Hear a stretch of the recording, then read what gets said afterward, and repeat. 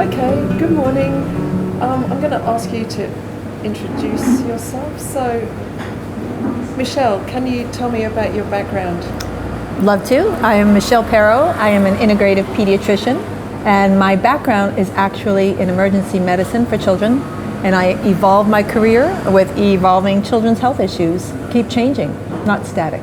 And how long have you been a pediatrician? Oh, very long. 35 years I've been taking care of children. 35 years? Yeah. Wow. And Michael, what's your background?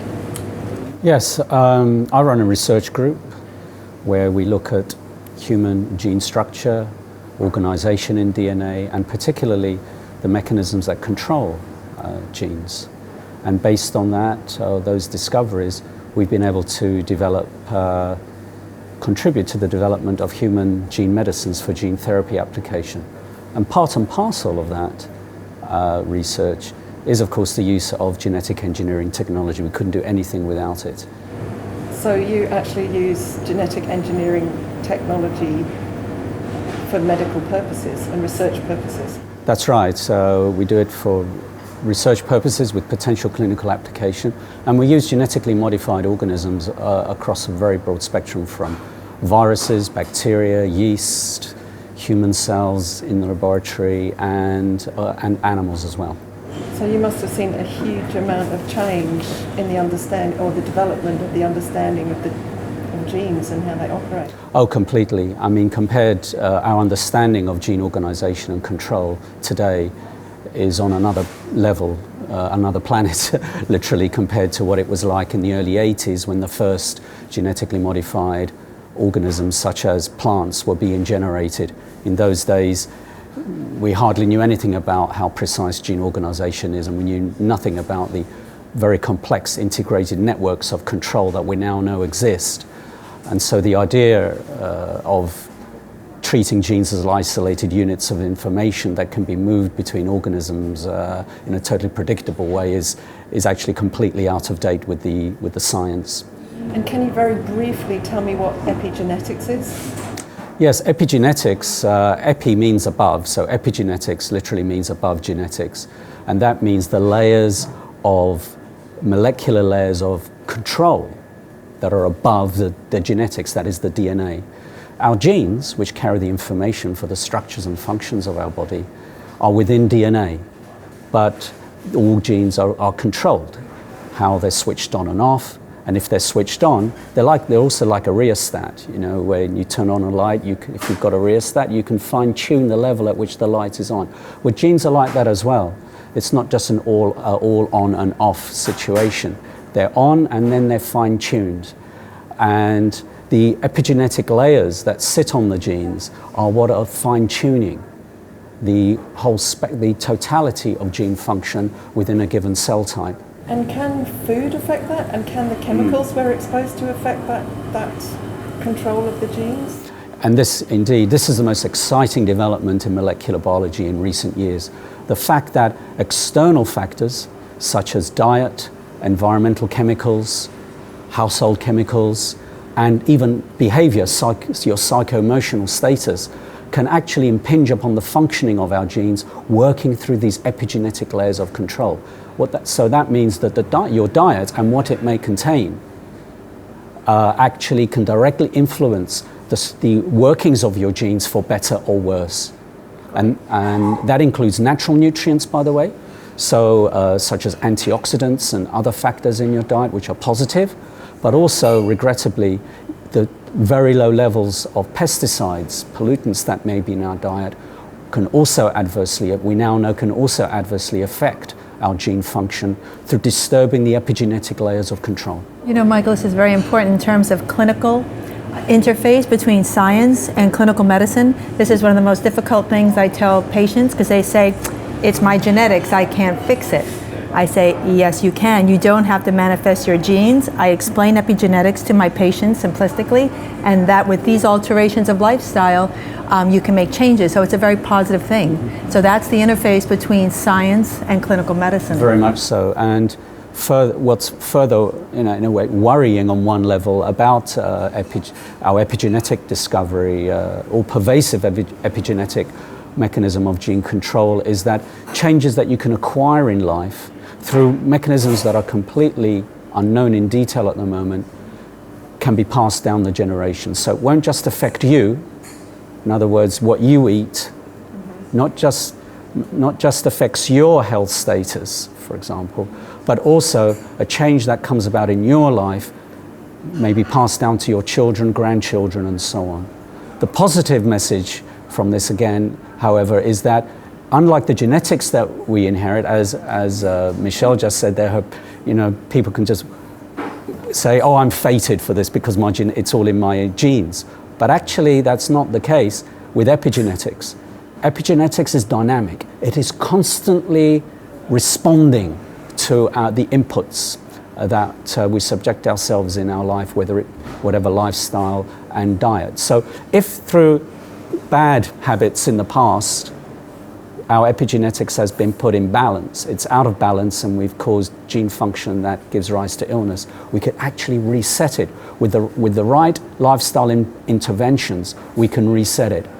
And how do we reset it? It has to be through a holistic, integrative medicine approach, because epigenetics is all-inclusive. You can't go in with a pharmaceutical and say, "Oh, that gene has been disturbed, and so I'm going to go in with a drug and I'm going to change its function because I'm going to reset the epigenetics." You go in with that, you're going to cause more disturbance than you're going to try to correct. Because it's such a holistic way of a layer of gene control, we could only approach it through this very holistic way of lifestyle intervention to put it right. That's really interesting. Thanks, Michael. And Zen, what's your background? Oh, my name is Zen, and I'm the founder and director of Moms Across America. And we are a national coalition of unstoppable moms. And we're committed to empowering millions, and I should say billions now, through Moms Across the World. We've also expanded to that. We're committed to empowering billions to educate themselves about GMOs and related pesticides, to get them labeled as a first step in the United States because they're not labeled, and to offer GMO-free and organic solutions because moms have enough problems and we need solutions, right? Yeah, so we're gathering all across the nation and now all across the world and connecting with wonderful groups like MADGE and many more, and we're raising awareness and doing something about our food supply and the future of our children. And what would you like to tell Australians? You've been here nearly a week now. Wow, well, I'd like to say, please keep connecting with each other, and please keep after your doctors and your scientists to test for glyphosate. It's been shocking to find out that your allowable levels of glyphosate in your water are actually higher than in the US, and that there are many disturbing studies that have just been released showing harm from glyphosate, too many to even really account for. We have many on our website, and I'm sure Madge will have them as well. But I'd like to say connect with each other and support each other, because this is very difficult information to digest, no pun intended, really, but it really is. It's very challenging, and it can seem so daunting and frankly depressing and upsetting, because we're being betrayed by our health agencies. We're being betrayed by our governmental agencies that are not protecting us.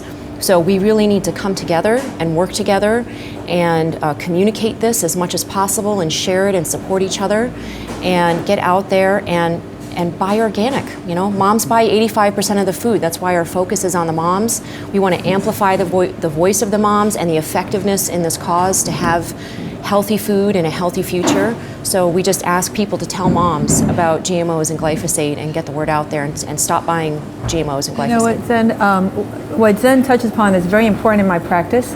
It's not just the complex medical array of issues that are brand new in the US that are so concerning. What's even more disturbing are stressed out families. The women that I see are so incredibly stressed out. For example, if you have a chronically ill child, such as autistic spectrum, 80% of those moms have been diagnosed with post-traumatic stress disorder. I mean, this is alarming, having stressed out moms taking care of those kids. So this health impact is a family impact, it's a community impact, and that is actually as difficult as a clinician for me to treat are those parents as well as those children. It's a double-edged sword. We're not just treating chronically ill children in the US, we're treating the parents. But what you mentioned, Fran, I want to open this up to the group, is that I thought Australia would be much ahead of us and we'd be sharing with you the horrors of America. And I was quite surprised to find out that you guys are having similar trending that was we have, particularly, for example, in the food allergies. Sitting in that public school in Melbourne where I had that opportunity to look at your anaphylaxis board of children was to me quite shocking. And how many of those primary school children had anaphylaxis? In that one little school in Melbourne, it was 14% of their children. That's anaphylaxis without considering lower grade food allergies. That's just the most severe ones. So I thought to myself at that moment, whoa, you guys have more severe issues than I initially thought. So I might open that up for conversation. Yeah, I was surprised to find out about fog maps, where a lot of people can't absorb or process fructose, which is in garlic and onions. And garlic and onions, we've been eating them for thousands of years for nutritional health and medicinal purposes. So to suddenly see on a menu that, you know, you can avoid eating garlic and onions by choosing this selection is really quite shocking to me, because I'd only heard about it once, and when it was a very small health journal in America, but it was something very new, and apparently here it's a much bigger issue, especially in Melbourne, and I'm very concerned about that. We should not have to avoid garlic and onions. We should not have to avoid wheat. We should not have to avoid, I mean, my sister can't eat coconut. Since when was that an allergen? Yeah. You know, it's just very concerning. And I think it's interesting what's come up today is the little phrase, it's not the gluten, it's the gut. And just thinking, you know, around everything. And I was wondering, would you like to comment on, could it be that the higher levels of Roundup allowed in Australian water, which is even higher than the US, do you think this could be affecting our microbiome and leading to the development of allergies or inability to digest? Fran, you've nailed it. Once again, you guys seem to know this. We're here corroborating what you guys already know. It's all about the microbiome. And what we do know is that, for example, glyphosate kills off beneficial bacteria in your gut. This is a hot topic in medicine, your microbiome. And when you have this imbalance of your microbiome, those beneficial bacteria can't help you do certain things, like a function with your immune system, because your immune system is mostly in your gut, right? 70%. Making vitamins, helping make amino acids, the building blocks of proteins, all these things that your beneficial bacteria do are impaired. So if your gut is off, health goes down the potty, no pun intended. I'm a pediatrician. Yeah, and you can see this in examples of, Michelle included them in her slide, the pictures of the hog stomachs, where some were fed GMO and some were not, and the difference, the ones that were fed GMO are, you know, red and inflamed. And by the way, GMOs are, of course, sprayed with glyphosate, the majority of them are, with Roundup. And then I've seen pictures personally of children with behavioral issues and neurological issues whose stomachs look exactly the same way. Red, inflamed, ulcerated, and that is not a happy kid. And that's not a kid that can focus at school, that can be on their best behavior, that can have a connected relationship with their siblings or their parents in the way that they would really like to. They are victims of the chemical companies that are both spraying the crops with these pesticides and chemicals and making the drugs that make them feel better, entrapping a family into a toxic treadmill and a cycle of pharmaceutical toxicity, really. Dependence, yeah. I'd just like to comment that I was really blown away by seeing the broad spectrum of what, you know, glyphosate and GM foods, what they can affect. They can affect physical health, they can affect fertility, they can affect children's behavior, and all of this has a social effect. You know, we're not just talking about a broken leg that you fix it and it gets better. What we're talking about is mothers being, or families being, under intense pressure. And often I think people think, why can't that woman control her child? You know, and I think that sometimes it's fracturing families. So 80% get divorced that have a child with developmental disabilities. 80% get divorced. And I think that we're creating we're creating a society that is ungrounded and can't move forward and can't develop, because would you like to comment on that, about the behavioural issues and what it's doing to families or society? Well, that's a good point, because what's a food issue is a cultural issue. So, for example, women in the U.S., we left the kitchen in the early 1970s with the feminist revolution. And who steps in behind the women when we go back to work, right? We used to be home, McDonald's, etc., fast food companies. So nobody's in the kitchen. So now we're saying don't eat processed foods in the U.S. The majority of them are genetically modified. Someone's got to get back in the kitchen. Well, who is that going to be? In the U.S., most families, if there are two families, they're both working. So that's an enormous pressure. So what I asked my families to do is actually very difficult. I say no processed food, organic food, and someone's got to cook. They look at me like I've lost my mind. I just want to share with you a couple of things, because I'm thinking, we don't want to just depress people, we want to give them a way to move forward. And I grew up in England, and we went to France in the sort of mid-70s, and what really amazed me was that you could nip down to the local shop and they would be making a homemade dish every day.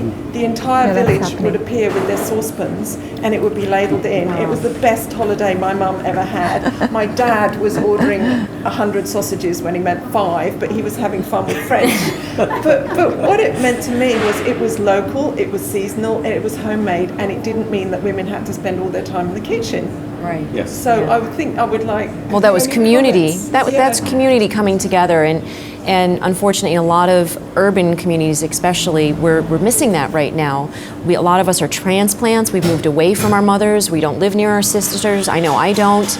You know, we may live near some in-laws, but sometimes not. And we're on our own all day with our kids, and that's not how we were originally. We had sisters, mothers, grandmothers, cousins, extended family. We had a community of people to help take care of our children, to take care of ourselves, to do the grocery shopping. We depended on each other, and I think that would be a wonderful movement to begin connecting more and bringing that back and supporting each other, because it really does take a village. We can't do it alone. Well, my friend did have an idea and said, you know, you've got school kitchens. Why not have mums in there cooking lunch for the kids? You mean the way it used to be? The way it used to be. But also then making a meal that when parents come and pick up the kids, they can pre-order the meal and pick up dinner. So I'm just thinking, how's that for an economic opportunity? Well, that would work great here in Australia, because what I learned here is that the farmers markets are on school parking lots. So the schools in your community seem to be a central point. So to me, that's absolutely brilliant. What we try to do where we live, I have so many kids on gluten-free, dairy-free diets that the moms cook and rotate. So if you have 3 families and each one cooks the meal for the day, and then they rotate it and bring the same pot over to each other's houses. But actually, Fran, I like your idea better. I'm bringing that one home. Well, I saw this thing about what they do in Europe and in Spain. For a month in advance, they had organic food in schools, and they told you what was going to be for lunch, and so you knew, so you didn't have to cook the same thing. And I just thought, food is about behaviour, is about learning ability. Why aren't we having a massive emphasis on this in the schools? Well, another thing that the French culture does is they actually have a movie called the Organic Revolution, and it's about the French schools. And they got rid of, anything that had pesticides sprayed or was GMO in their schools. They had wonderful experience with that. And at the end, they suggested, why not have the government, instead of giving the government giving subsidies to GMO and pesticide, chemically farmed food, why not give the government the subsidies to the schools so that they can buy organic food? So then you're creating a market for the organic farmers, and they'll have a place for all of their organic food to go to. In America, we serve 30 million GMO meals a day to our children. And not only Each that, day. we subsidize conventionally grown food. Why not subsidize the farmer, Definitely. the organic farmer? Absolutely. So that is why conventional food is so much cheaper than organic food in the States, is because it's subsidized. Yeah, it's perceived to be cheaper. It's not really cheaper. Not really cheaper. Yeah. And I've kind of got 2 linked questions. Is what do you think food should be like in hospitals, and can you advise couples who want to get pregnant? Any advice for that? Well, I can sure speak to that. It took me about 6 days. Basically, this is easy. It's just serve organic food to children. To me, it's like a no-brainer. Yes. So we have chemically laden, forget GM for a minute, but probably just chemically laden food. We know that chemical food is not good for children. Lots of science, lots of literature. I think we've discussed American that. Academy of Pediatrics even stated that, yes. Even the American Academy of Pediatrics. So this is how important it is. Organic food in children's hospitals, organic food in all hospitals. How about adults eating organic food? Yeah. They need it just as much. They're just as sick. So that to me is clear, schools and hospitals. And then this way you would know kids at least getting a decent meal there. So absolutely. And the feeding tube liquid that children are fed. We found in America over 1,000 times higher, glyphosate levels over 1,000 times higher in the feeding tube liquid given to children with cancer in hospitals. It's the same exact brand. And we know now that that glyphosate destroys gut bacteria and allows the proliferation of the pathogenic bacteria. That is not something that you want for your child when they're struggling with cancer or chronic health issues. That is the last thing that should be banned immediately. There are organic formulas for feeding tube liquid, and they have rave reviews, dramatic, miraculous, amazing reviews. So giving I do children. have a patient with a feeding tube, and the mom wanted to switch to organic, and she receives public assistance and is on a special milk supplement plan. And she asked them to give her organic instead of Pediasure, that particular brand, and they refused. And I had to write several letters, and it took calls, and we did it. We switched it, good. and we fought it, but that was just one patient. Yeah. And was there could you see any difference between? Yes, this kid did so much better. She started gaining weight for the first time. As a parent, I have, and they drive 2 hours from the south to come see me. She has a little oxygen tank she carries around with her and a little feeding tube. She started gaining weight for the first time. She's able to attend regular kindergarten with her little oxygen tube. This is a real family, and this is a real story. These are real people with real stories. And these changes, what we're doing, when we make these changes, my patients get better. It's not like, they get better. I have some patients, all I've done is switch their food and they're better. Some kids need more than that, a lot more. It's variable, right? Yeah. Individual holistic medicine. And the effects that we've been discussing on this tour, we have to remember begin in the womb. They begin with the parents, and then they impact on the developing fetus. They're not something that begins to affect you after life, after some years. And indeed, when it comes to chemical sensitivity, toxic chemical sensitivity, there are what we call windows of sensitivity. And the developing fetus and the young child is in that bracket of a window of sensitivity. What that means is that they're going to be sensitive to these chemicals at much lower doses than an adult. Why should we be concerned? Because the regulator only tests for toxicity on adults, equivalent. Yes. Ignoring the fact that the developing fetus and the young child is going to be far more acutely sensitive to toxic insult than somebody who is 20, 30 years old. So if anyone's listening to this and they're already pregnant or they're hoping to get pregnant, what should they do right now? Eat organic as soon as possible, I would say, and put raw organic sauerkraut in your gut. That's the number one way to get to heal your gut. I've had doctors tell me about colloidal silver helps with the integrity of the gut. One doctor said that if you put probiotics into your gut that's already has gut dysbiosis, which most of us have, it's like putting a polar bear in the desert. This was Robert Scott Bell that said that. It's not going to thrive. So you need to take care of the integrity of the gut, and colloidal silver, you'd have to ask him why, but it somehow, or maybe you know, helps with the inflammation, so it can restore the integrity of the gut villi and help restore that. And then you can put in good probiotics when I prefer food, raw organic sauerkraut, So that would only every be day. for a short period that you use the colloidal The colloidal silver, 2 weeks with aloe vera, and there's So a it's whole just protocol for it, just for 2 weeks. And do you think people should go to their doctors and ask for advice on how to do this rather than sort of self-medicate, or what do you think? Do you want my Michelle? real opinion? Yeah, go for it. Clean it up?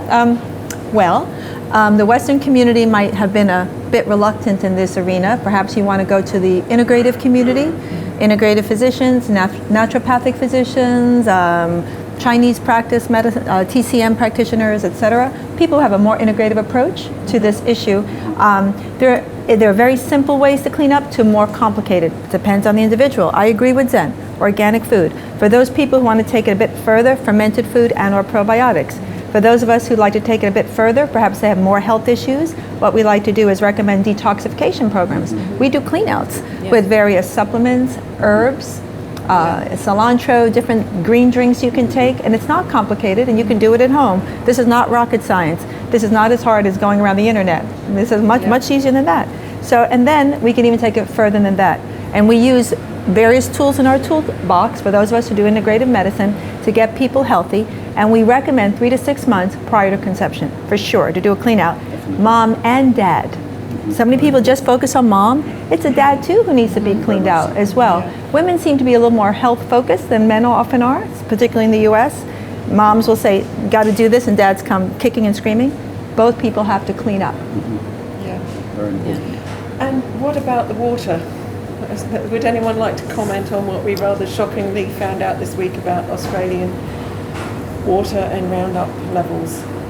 Well, I personally was quite shocked to find out during this tour that the Australian Drinking Authority guideline of 2011 will permit up to 1 milligram per litre of glyphosate and consider it to be perfectly safe. It was an error, Michael. Yeah, I mean, the interesting thing was I was so, I first came across this figure in a publication that came out last week from Flinders University in Adelaide, which tested Roundup and glyphosate, complete Roundup formulation and glyphosate on its toxicity on human placental cells, and found that the Roundup was more toxic than the glyphosate, which is confirming a previously known observation.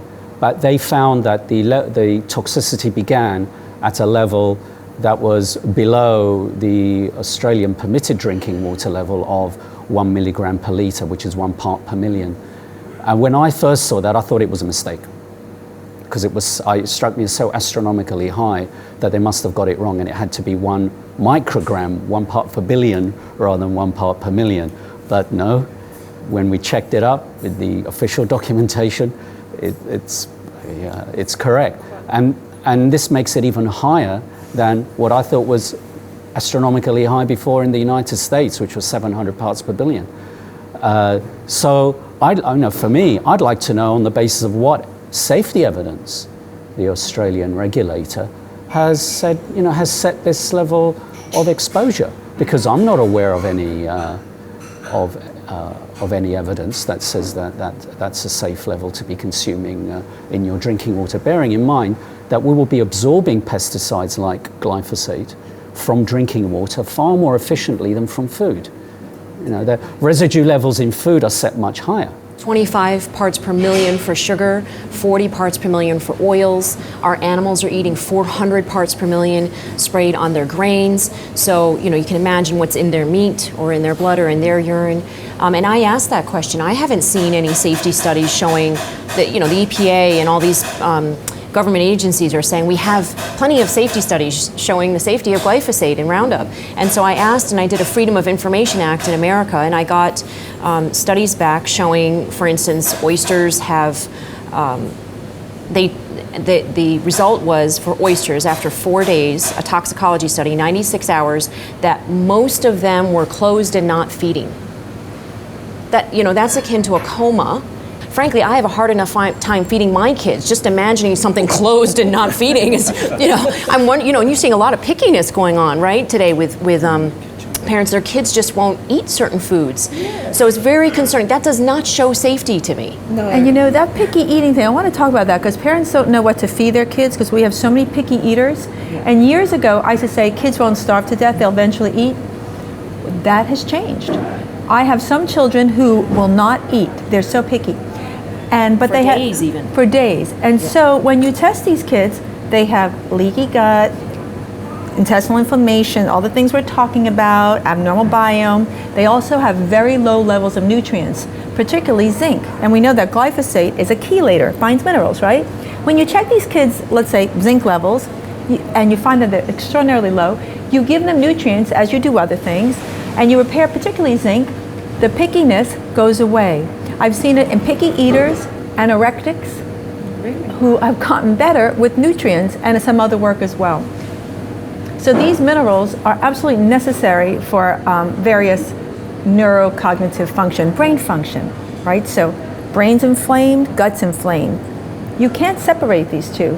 Your gut is your second brain. So when your gut is inflamed, it causes secondary brain inflammation. And that's linked to why we're seeing so many neurologically based issues in children right now. It's it's secondary to gut inflammation and this problem with nutrients. And this is a huge problem. 20 years ago, I didn't give vitamins to children. I said, if you eat well, you don't need a vitamin. Parents used to ask me, do you need vitamins? No, right? You don't need a supplement. It should be in your food. I don't say that anymore because I don't know what's in the food, even if it's organic, because I don't know what's in the soil. Yes. And in the supplement. And I want to add that the pickiness is not just like, oh, mommy, I don't want to eat my peas. No, these are kids that will only eat French fries and cheesecake. That's my patient. Or they have allergies and they can only eat 6 things. They're not allergic to 6 things like some other kids. They can only eat 6 foods in the entire planet. I mean, that's what we're facing in astronomical levels all across, well, obviously not just America now, but around the world. It's very disturbing. Yes. And just to put, this shockingly, why I'm shocked that the permitted level of glyphosate in Australian drinking water, why I'm so shocked about that, is that it's actually 10,000 times higher than what's permitted in drinking water in the European Union. And what has been shown to destroy gut bacteria. It's 10,000 times higher than what has been shown to destroy gut bacteria scientifically in chickens. And to be an endocrine disruptive level in experiments as well, in laboratory experiments as well. A newborn is the size of a chicken. So we have to consider our little ones. They are particularly susceptible. This is extraordinary. I mean, we tested the water in America and the levels were, around the 0.1 parts per billion, some were much higher.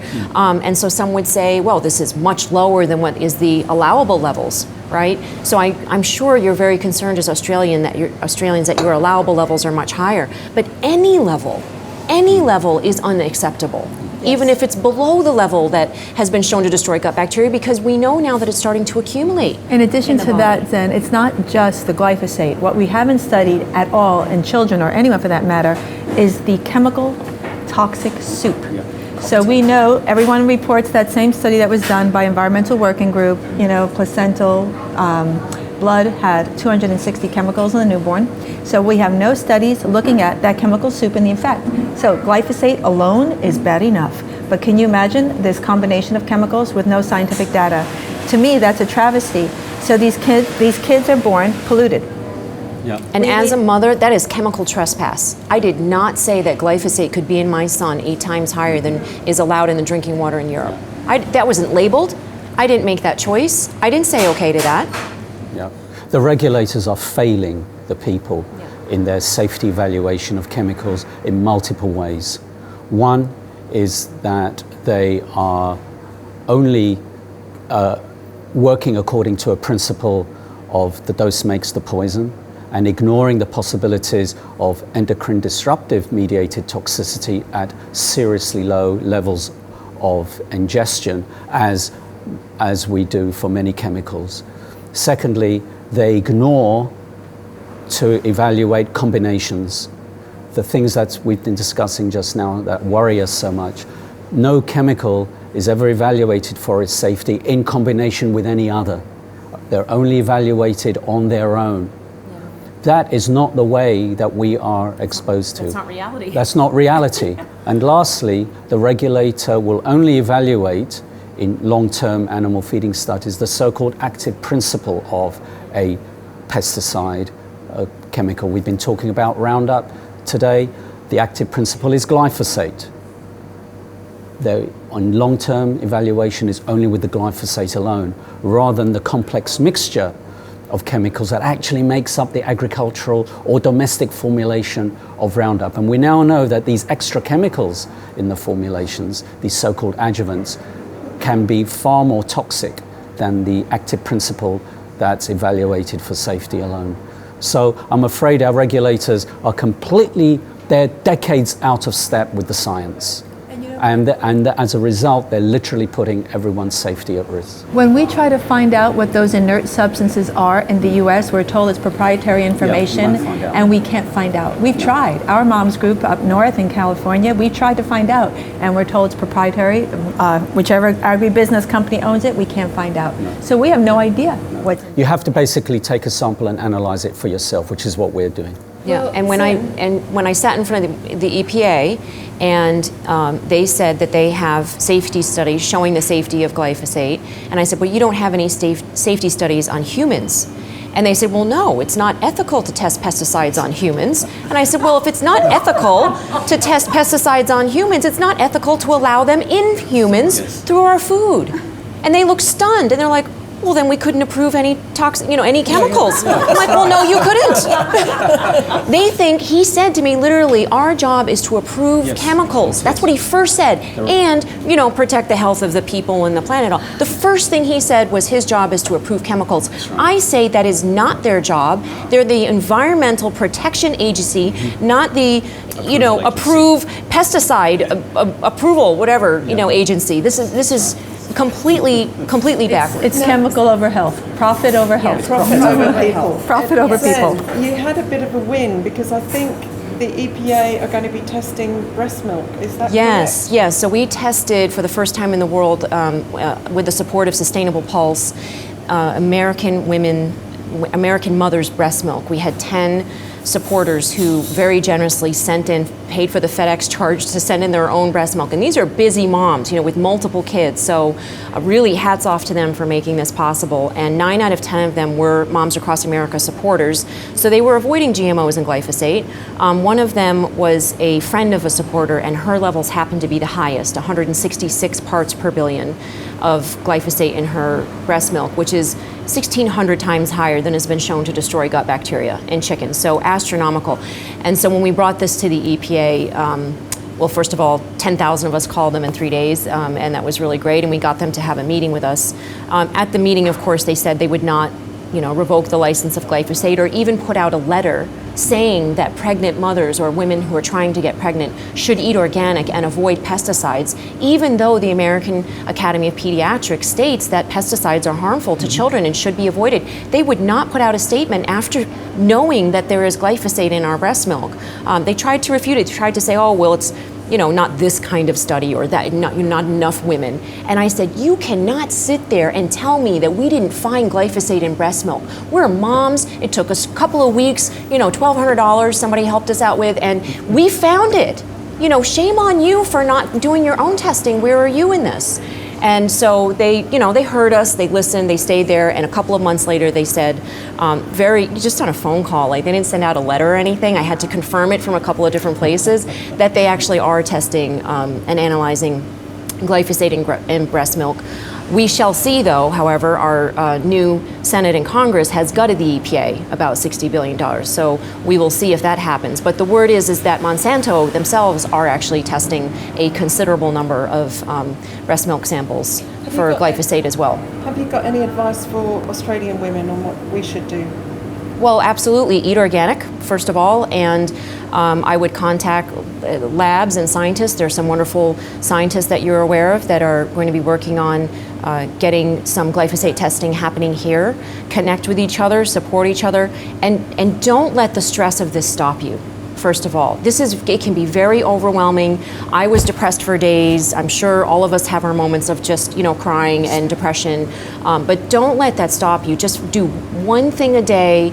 Start somewhere that matters to you, whether it's pets or babies or children or elderly people or your senior center or your preschool, and just start doing one thing, because that's all that it takes. It can just take one person, at your school or. And what we talk about too is, and I remind all of you, I'm a pediatrician. I was never thought of myself as an activist.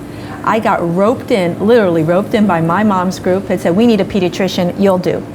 And I went kicking and screaming and thinking, oh my God, PTA, work, soccer, I'm the soccer driver. I said, there's no way I can do this. I stepped in reluctantly, and it changed my life through my mom's group. So whether you're just buying organic, that's all you can do.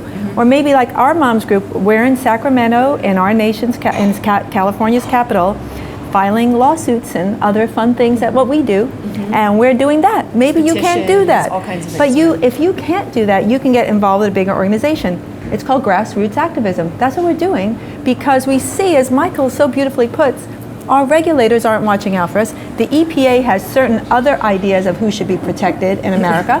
And so we say, as parents, as pediatricians, as community members, enough is enough.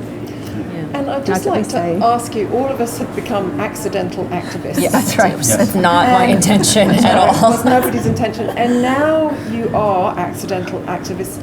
How do you feel about that? What does activism make you feel? Miserable, depressed, meeting up with people all over the planet?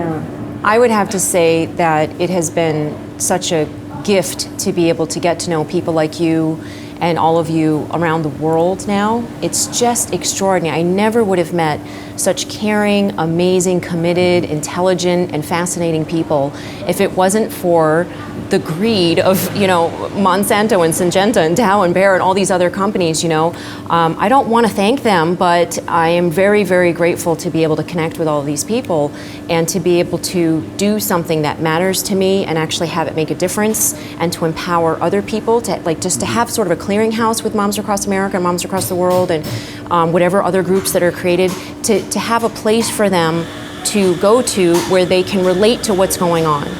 And for them to be able to speak up if they would like to start a petition if they would like to, or to host a little, moms group. That part of this whole cause or this whole mess, it may, I often say in my speeches, it may look like the food system is broken, but the people of America are not. And I can see that in Australia too. We are creative, we are courageous, and we are making a huge contribution to the future of this planet by doing what we're doing. Because it's not enough that we eat organic, because our children's future spouses are out there somewhere in the world. I hope my sons are world travelers. I hope they meet their spouse somewhere around the world. But I would like them to be eating organic food and for their bodies to be able to have the function to be able to procreate and experience the profound love that it is for them to have their own child. I would love for them to be able to experience that. So being an activist for me it's a beautiful experience. And I also think in some ways activist is the wrong word, because it's just being a person who cares. I just feel like a mom, that's all. I'm just being a mom. But you know what I tell people when I get one more email, hey Michelle, can you do this or that? And I go, oh God, really? But whatever I do, I get back more. It's been an amazing experience.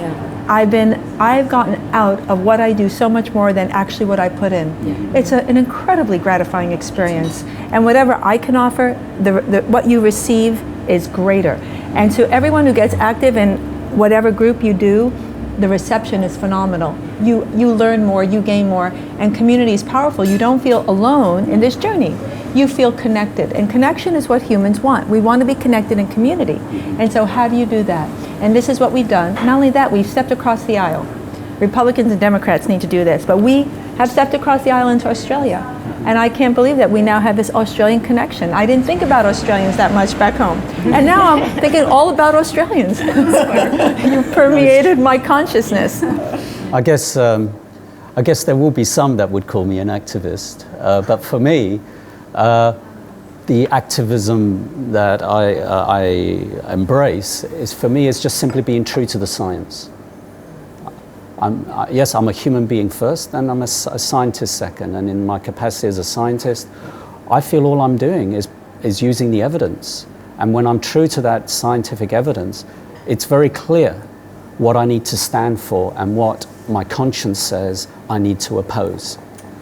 And so it's actually very, very simple. And so I would reach out to other scientists. I would call on them around the world, especially here in Australia as well, to say, if you have concerns on GM foods, the worrying thing here about the GM crop situation here in Australia is that, yes, you're only growing commercially 2 crops at the moment here, is what I've learned, canola and cotton. But I know that central government and certain state governments are contemplating liberalising the law here that would lead to a flood Isn't that right? Lead to a flood of new GM crops, like wheat, for example, our staple, suddenly becoming GMO as well. And that for me is incredibly worrying, because we know that these products are simply not adequately tested for safety, especially on the environment and long-term consumption. So I would say that any Australian scientist who harbours reservations about the GM crops and their associated pesticides, the manner in which they're evaluated, come out and voice your concern. You will not be alone. You will be supported by other scientists around the world. You'll become part of a family of other like-minded scientists around the world. And above all, you will endear yourself to the people that you are there to serve anyway.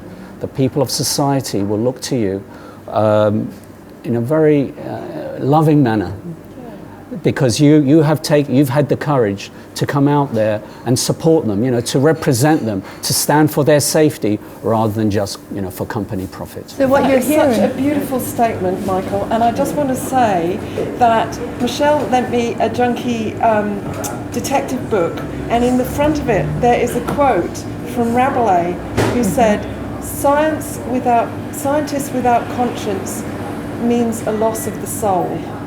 Yeah. Absolutely. And right. I just think that what you have just said then is totally right, because personally I love science, but it has to be science that is true to what science means, which is knowledge. Science comes from the Greek word for knowledge. Correct. It doesn't come from opinion or profit making, it comes from knowledge, and we have to follow knowledge wherever it goes, even if it's very uncomfortable, because the truth will set us free. Absolutely right. Yeah. I want to add that. Wait, 1 second. Scientists, moms, MDs, medical doctors, we're all saying the same thing. Speak up, speak up, speak up. I'm asking my medical community, they're seeing the same things I'm seeing. Speak up. They have courage. The scientist communities, come forward. If you have concerns, come forward. Yeah. Moms, and it dads, comes together. come forward. Moms, doctors, scientists, MDs. I'd say we're the new MDs in partnership, right? We need to work together. It's not just a doctor, it's not just a scientist, and it's not just the moms. We need to work together. And I'd like to add to what Michelle said when she said we get back more than what we give. I want to be clear, that does not mean salary. We are not paid by organic companies to say that what we are saying. We're going to be really clear about that, right? That is not happening. However, the chemical company lobbyists are being paid $20,000 a month, and there's up to 20 of them a day walking the halls in our government agencies and asking them and telling them to approve these chemicals and fast track them. There's the Trans-Pacific Partnership Agreement, which is happening right now amongst many different countries, that would just open up the trade agreements to have all kinds of chemicals and pharmaceuticals being traded back and forth without regulation, and actually banning the labeling of genetically modified foods as a barrier to trade agreements. So let's be clear that this is all about profit for them. So anybody that tells a scientist that this is safe, you must look at where they come from. Are they benefiting? Is their university being sponsored by a big chemical company? What is the motivation behind that statement that it's safe? Because we mothers like to come from the statement of better safe than sorry. The precautionary principle. If we even sense harm, we're not going to put our child in the way of even perceived harm. Absolutely. And our motivation is safety and health. And especially when there is no benefit to be gained, no need. To this day, I haven't seen nobody to me has convincingly justified the development and introduction of GM crops. Because you can do it better through other traditional and proven safe means. And getting back to another point, Michael, about what Zen was, just to hone in on that, when I read a study now, and as a doctor I read a lot of medical stuff, I no longer look at, I look at the title, of course, and the authors. I look at who sponsored them. That's changed how I read an article. I say, where's this coming from? And I start looking, and the author's not enough. I start Googling their connections. Can you imagine? It's sort of like reconnaissance mission reading a scientific journal. It's true. Yeah. Something that when I first got in, obviously entered science a long time ago now, decades ago, the idea of conflicts of interest, as we call them, just weren't there. You publish papers and you gave your affiliation and that was it. Now every journal, at least the ones that I publish in and look at, an extra declaration is at the end of the article that you're obliged to complete, which is the conflicts of interest. You have to declare now where your funding has been and what your affiliations are. That never used to be there. Why? Because academia is now heavily dependent on industry funding. That doesn't mean it's a bad thing. It just means that it can compromise principle if it's not responsibly put in place. I think we need to recategorize what wealth means. And personally, I think wealth means healthy, happy children growing up in a healthy environment. And if that's the basis of our wealth, then everything else flows from that. For generations to come. Absolutely, yes. No, and crucial. It's not just our generation, but for future generations we're talking about. Well, I'd like to say thank you so much. I mean, I organised this tour and I had no idea what fun I was going to have. And I would just like to say all the volunteers that come out of here in Australia, we've had buckets of fun. We've gone out to dinner. We've met amazing people. We've gone to places, well, did a talk in Melbourne at a place I'd never been to. I'm meeting communities that I'd never met. And I'd just like to say what really strikes me is how wonderful people are. And when we get together, we can have an absolute blast, and the only thing we have to lose is our fear. So if we just lose our fear and come out and celebrate, woohoo, let's go. You know, what a party. So I'd like to say thanks very much. Our joy, thank you. Thank you, Fran. Thank you very much. Thank you all. It's our joy to be here.